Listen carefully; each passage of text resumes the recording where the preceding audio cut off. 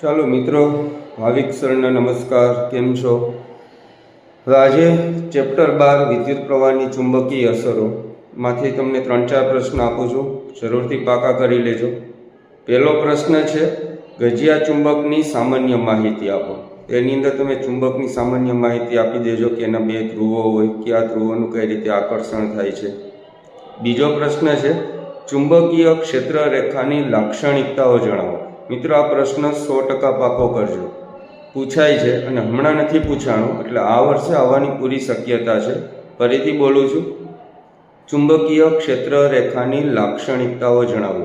એટલે કે ચુંબકની અંદર ચુંબકીય ક્ષેત્ર રેખાઓ S થી N તરફ ગતિ કરે છે, બહાર N થી S તરફ ગતિ કરે છે.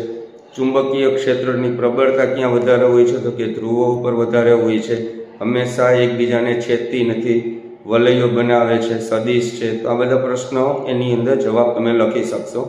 ત્રીજો પ્રશ્ન મહત્વનો છે અને એ છે સોલેનોઇડ.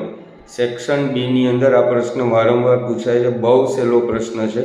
આકૃતિને મહત્વ આપજો અને સહેલો પ્રશ્ન છે, આરામથી પાકો થઈ જશે. જો ન થતો હોય, પ્રોબ્લેમ થતો હોય તો મને કોમેન્ટથી જાણ કરજો.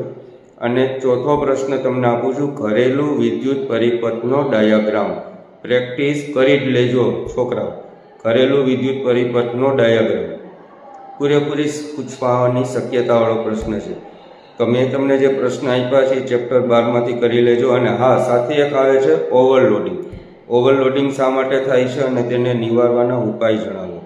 તો આ પ્રશ્ન પણ મહત્વનો છે, ફ્યુઝ કરી લેજો એ વિદ્યુત ચેપ્ટરની અંદર. અને હજી એક પ્રશ્ન છે, શોર્ટ સર્કિટ શા માટે થાય છે?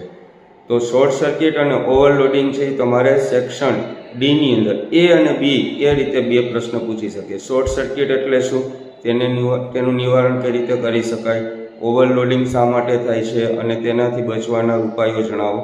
તો આ પ્રશ્ન ઘરેલું વિદ્યુત પરિપથ, સોલેનોઇડ અને ચુંબકીય ક્ષેત્ર રેખાની લાક્ષણિકતાઓ જરૂરથી મિત્રો પાકા કરી લેજો. અને આમાં કંઈ ડાઉટ હોય તો મને કોમેન્ટથી જણાવજો. ચાલો, બેસ્ટ ઓફ લક ચેપ્ટર 12 માટે.